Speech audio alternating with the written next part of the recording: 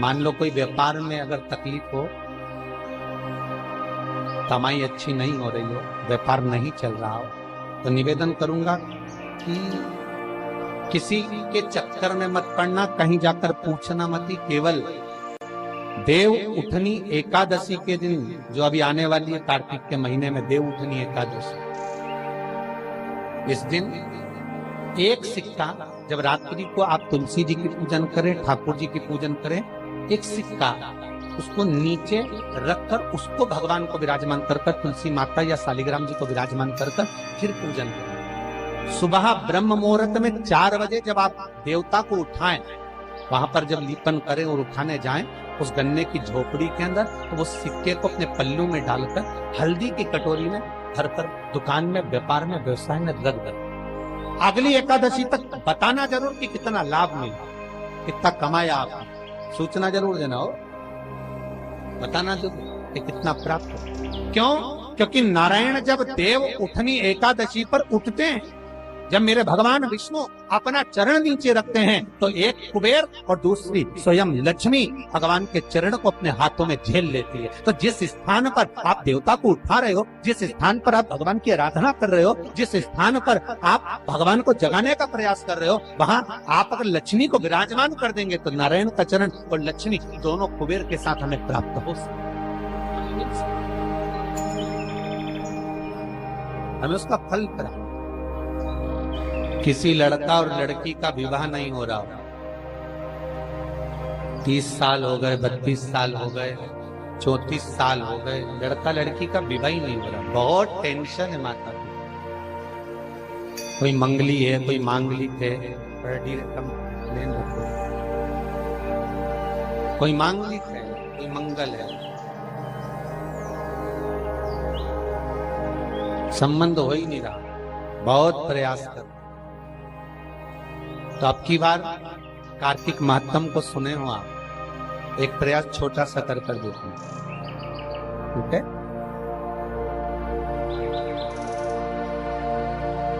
चार दिशा का स्मरण करिए, पूरब, पश्चिम, उत्तर, दक्षिण।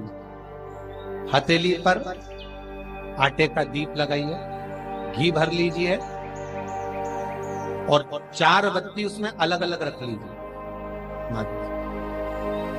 थोड़ा सा पीला चावल हल्दी में कर उसमें डाल लीजिए। जो लड़का और लड़की का विवाह करना उसी के हाथ में देना है। और देव उठनी एकादशी के दिन, जिस दिन देवता उठेंगे, जिस जगह पर तुलसी शालिग्राम का आप पूजन करते हो, गन्ने के नीचे, ईख के नीचे तुलसी का क्यारा रखकर पूजन करते हो, वहां पर भगवान शिव और भगवान नारायण का नाम लेकर उस दिए को रगवा दीजिए और वहीं पर हल्दी का तिलक उस लड़का या लड़की का कर दीजिए और उसके हाथ में थोड़ी सी हल्दी लगा दीजिए। महाराज 2.5 महीने 3 महीने तो बहुत हो गए, उस बच्चा और बच्ची का विवाह पक्का हो। महाराज श्रीमद् भागवत कथा कहती है, कार्तिक महात्म कथा है, तुलसी का क्यारा सौभाग्यवती नारियां जब जल का सिंचन कार्तिक महीने में करती हैं, तो उसका सौभाग्यता का आनंद पाती है। तुलसी बता देती है कि आपके घर की दशा क्या है। बार बार जल डालने के बाद भी तुलसी सूख रही है, बार बार आप पूजन कर रहे हैं, पाठ कर रहे हैं, तो भी तुलसी के तल सूख रहे हैं। तुलसी बता देगी कि तुम्हारे घर में तकलीफ आने वाली है, कष्ट आने वाला है, सूख रही है।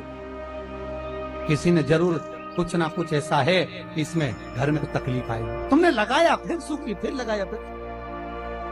तुलसा महारानी बता देती है कि कष्ट है। और जिस गमले की तुलसा घेर घमोर हो, फलित तो हो, आनंद में हो, तो उस घर में फिर दुख नहीं आता, समृद्धि खुद बढ़ती चली। मौका मिले तो ज्यादा कहीं से ना लाओ तो गीता प्रेस गोरखपुर की पढ़ लेना, ठीक है? स्कंद पुराण में कार्तिक खंड को उतारना, और कार्तिक खंड को उठाकर पढ़ोगे तो उसमें यहां तक लिखा हुआ है कि मान लो अगर किसी नारी का बार बार अवर्षण हो रहा है, संतान तक नहीं हो रही है और बार बार बच्चा पूर्ण नहीं हो पाता, तो यही देव उठनी एकादशी के दिन उसी जहां पर तुलसी और शालिग्राम जी का मंगल विवाह हुआ है, पूजन हुई है, देव उठे, और जब हम भगवान को देव उठाने के समय पर पूजन कर रहे हो तो वहीं का एक बेर, क्योंकि उस समय पर बेर आया था छोटा, वो पूजन में रखा था, वही बेर उस बहू की झोली में डालकर उसको वहीं पर बिठाकर खिला दीजिए महाराज। बच्चा कभी अधूरा पैदा नहीं होगा, पूर्ण बच्चा ही पूर्ण, अधूरा नहीं हो सकता, अपंग नहीं हो सकता, कम उम्र का पैदा नहीं हो सकता, पूर्ण उम्र लेकर ही पैदा। शिव पर चढ़ा हुआ बेर शिवरात्रि पर जो चढ़ता, राम जी ने लक्ष्मण जी को जो संजीवनी दी थी, वो संजीवनी थी क्या संजीवनी? जब शबरी मिली, पैर चक्कर राम जी को देती है और राम जी ने एक बेर लक्ष्मण को दे दिया, लक्ष्मण को लगा बताओ ये भेलनी का जूता खाऊंगा, लक्ष्मण ने फेंक दिया। अब लक्ष्मण को शेष ना, कोई चीज फेंकेंगे तो पास में थोड़ी ना गिरेगी, दूर कोसों दूर जाकर गिर गया वो बेर जहां गिरा उसके पौधा उत्पन्न हो गया। जब शक्ति लग गई लक्ष्मण जी को, अब इसको क्या दिया जाए, तो सुषेण वेद कहते हैं जाओ संजीवनी ले। वही बेर की पत्ती जो लक्ष्मण ने फेंकी थी, वही बेर की पत्ती उठाकर मलकर दी गई। राम जी रोते रोते कह रहे हैं पहले ही खा लेता तो आज जरूरत ही नहीं पड़ती। एकादशी का व्रत कौन कौन देवता करता है? अग्नि पुराण, स्कंद पुराण स्पष्ट कहती है महाराज, भगवान विष्णु से लेकर लक्ष्मी जी ने नारायण से कहा आज एकादशी है, आप व्रत करेंगे? भगवान विष्णु बोले करने को तो कर लूं, मना नहीं, पर दिक्कत इतनी सी है, अगर मैंने एक दिन भी एक निवाला नहीं पाया तो संसार का ना जाने कितना जीव भूखा मर, कितना जीव।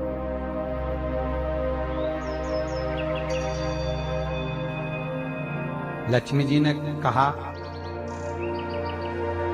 तो मैं व्रत करूं कि ना करूं?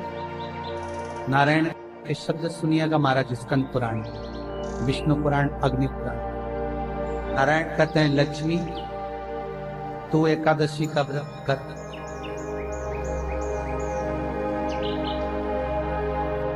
मेरे करने से क्या फल होगा? भगवान विष्णु अपनी पटरानी लक्ष्मी से कहते हैं, धर्मपत्नी से कहते हैं लक्ष्मी नारायण अगर एक क्षण खाया बिना रह जाए तो पृथ्वी पर अनाज उत्पन्न नहीं होता, जमीन पर जो बीज बोया जाता है वो बंजर हो जाता है। अगर नारायण ना खाए तो अन्न का भाग मिलता नहीं है। संसार का लोग जलचर, थलचर, वायुचर सब भूखे मर जाए।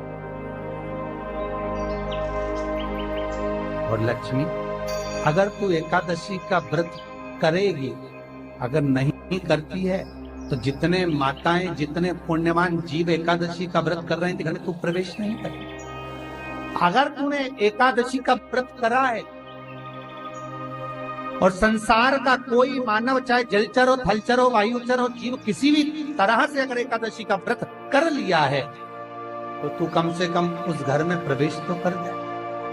इसलिए तेरा एकादशी का व्रत करना है।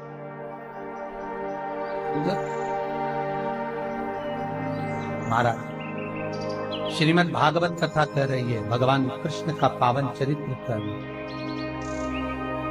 रुक्मणी और सत्यभामा, कालंदी, मित्रवृंदा, लक्ष्मणा, सप्तकी सब संपूर्ण रूप से एकादशी का व्रत करते।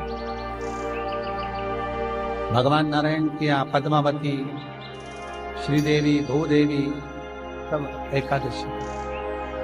श्रीमद् भागवत कथा वर्णन कर रही है, कार्तिक महत्तम कह रहा है कि आपके जीवन में करा हुआ पुण्य सत्कर्म अर्थात हमारा जो जन्म हुआ है वो केवल भगवत भजन के लिए, स्मरण के लिए, कीर्तन के लिए, नाम जाप के लिए करो। भगवत भजन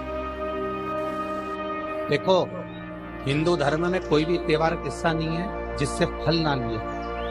कोई भी त्योहार हिंदू धर्म का ऐसा नहीं जिससे फल ना लिए।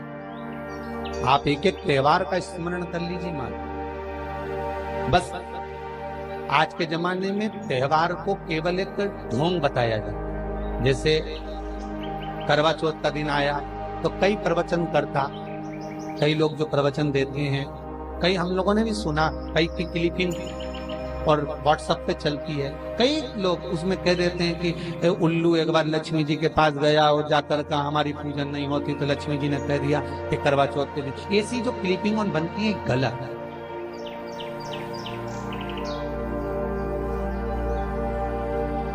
कई कथाकार कह देते हैं कि लक्ष्मी जी के पास में उल्लू गया और हमारी पूजन नहीं होती, तो कह दिया करवा चौथ के दिन होगी। तो ये क्लिपिंग गलत है। ये इस तरह के जो मैसेज जगत में भेजे जाते हैं, व्हाट्सएप पर चलते हैं, इसका विरोध ये गलत। हमारे हिंदू धर्म का एक एक त्योहार, हमारे हिंदू धर्म का एक एक रीत रिवाज, हमारे भारत की भूमि का एक एक त्योहार हमें सुख और समृद्धि देने वाला, कोई साधारण नहीं है। सुख समृद्धि देने, वैभव देने, एक एक त्योहार, चाहे वो दिसंबर के महीने में आ रही हो हनुमान अष्टमी क्यों ना, चाहे कार्तिक पूर्णिमा क्यों ना, एकादशी क्यों ना, द्वादशी क्यों ना। क्यों? हमारे पूर्वजों ने ये सारी तिथियों का निर्माण कर शंकर भगवान के श्री विग्रह के सामने ये वारों का निर्माण हुआ था। रविवार, सोमवार, मंगल, बुध, गुरु, शुक्र, शनि, ये शंकर ने बना। तिथि शंकर ने बनाई, वार शंकर ने बनाए। एक एक जो पल है, घड़ी है, उसका जो निर्माण जो किया है वो शिव ही करे, तो कोई साधारण नहीं।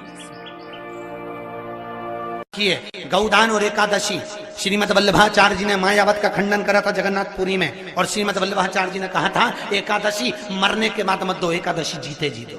कहा था कि नहीं कहा था? जीते जी दान करिए। इसलिए जगदीश में, जगन्नाथपुरी में एकादशी उल्टी लटकी हुई है। करें आपने दर्शन?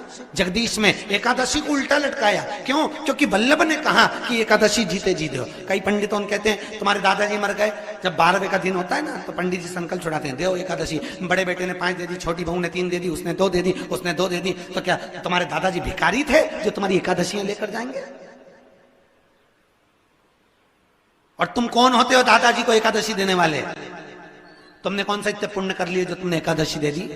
एकादशी के दान की महत्वता श्रीमद वल्लभाचार्य जी ने कहा कि कोई व्यक्ति अगर खटिया पर सड़ रहा है, पलंग पर तड़प रहा है, हॉस्पिटल में पड़ा हुआ है, तो निवेदन है कि उसको देखने जाओ तो अपनी करी हुई एकादशी में से 2 एकादशी का दान उसको तुरंत दे दो। क्यों? तो जिससे उसको मोक्ष मिल जाए, मरने के बाद नहीं। क्योंकि मरने के बाद तो वो 10वें के दिन, गरुड़ पुराण में लिखा 10 दिन तक जीवात्मा घर की अटारी पे रहती है। कितने दिन? 10 दिन। 10 दिन के बाद जीवात्मा चली जाती है। कहां जाती है? उसको जहां जाना है। 3 दिन में उसको भोग भोगना पड़ता है जीवात्मा को। 3 दिन नरक का भोग भोगती है, उसके बाद स्वर्ग का भोग भोगती है। 18 दिन में ये प्रोसेस पूरी हो जाती है। कितने दिन? 18 दिन। 18 दिन के बाद में उस जीवात्मा को धान के खेत में पटका जाता है। किसके खेत में? धान के, चावल के खेत में। इसलिए कहते हैं एकादशी के दिन चावल मत खाओ। कहते कि नहीं कहते? और क्या कहते हैं? द्वादशी के दिन चावल खाना जरूरी है। एकादशी का पालना करना है तो द्वादशी को चावल का 1 ग्रास खाओ, तब द्वादशी को चावल खाओगे तो एकादशी लगेगी। चावल नहीं खाओगे तो एकादशी नहीं लगेगी। द्वादशी को चावल खाना जरूरी है। क्यों कहते हैं? क्योंकि धान के खेत में जीव को छोड़ा जाता है, उस धान के खेत में, चावल के खेत में जीवात्मा रहती है। उसको चिड़िया खाती है तो चिड़िया के रूप में जन्म लेता है, मनुष्य खाता है तो मनुष्य के रूप में जन्म लेता है। इसलिए एकादशी के दिन चावल नहीं खाया जाता, क्योंकि एकादशी के दिन हम चावल खाएंगे तो जीव हत्या का दोष लग जाएगा। फिर कब खाना है? द्वादशी के दिन। द्वादशी के दिन क्यों खाया जाता है? क्योंकि हम एकादशी के व्रत करे रहते हैं, और पहला घासा जब चावल का खाते हैं तो अपनी करी हुई एकादशी का पुण्य, जितने जीव हमारे मुंह में जाते हैं उनको उसका पुण्य मिल जाता है, और उनका फिर जन्म नहीं होता, वो तर जाते हैं, उनको एकादशी का भाग मिल जाता है। इसलिए कहते हैं एकादशी को चावल मत खाओ, पर द्वादशी को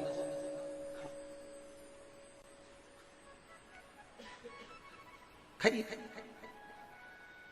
10 दिन तक जीवात्मा है, और आपने एकादशी कब दान दी? बोलो जम के। 12वें के दिन, 13वें के दिन आपने एकादशी का दान दिया, वो मिली उनको? अरे बोलो अच्छे से। आज देवउठनी एकादशी है। संपूर्ण भारत की भूमि पर, संपूर्ण विश्व में आज भगवान कृष्ण शालिग्राम जी भगवान और तुलसा मैया का मंगल विवाह हो रहा है। संपूर्ण विश्व में, पूरी भारत की भूमि पर पूरे सनातनी भाई बहन आज शालिग्राम जी के साथ में, लड्डू गोपाल जी के साथ में, भगवान नारायण के साथ में तुलसी जी का मंगल विवाह करेंगे। हम भी चाहते हैं कि आप भी मंगल विवाह करें, पर निवेदन है आप भी भीष्म पितामह जैसे आज भगवान से कह देना, भोलेनाथ मैं भी अपनी बुद्धि रूपी बेटी को तुझे समर्पित कर रहा हूं, इस बेटी को तुम ले। सबसे ज्यादा भटकने वाली है ये बुद्धि, ये चित्त, ये वृत्ति, ये भटकता रहता है।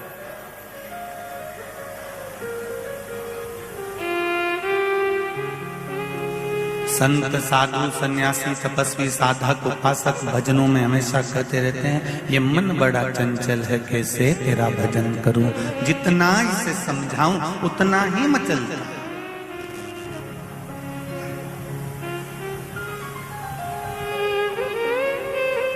ये बुद्धि इतनी विचित्र है, ये बुद्धि, ये मन, ये चित्त इतना विचित्र है कि ये स्थिर रहता ही नहीं।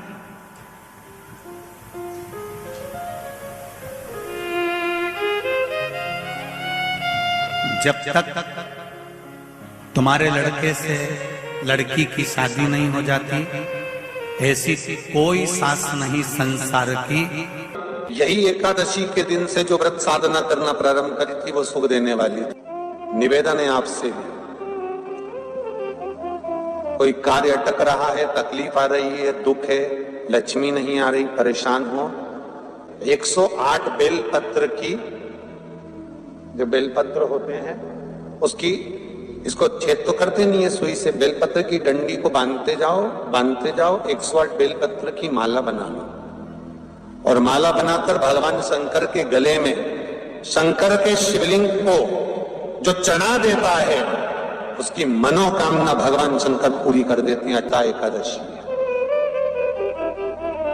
108 बेलपत्र की माला बनाकर शंकर भगवान को समर्पित करी जाती है।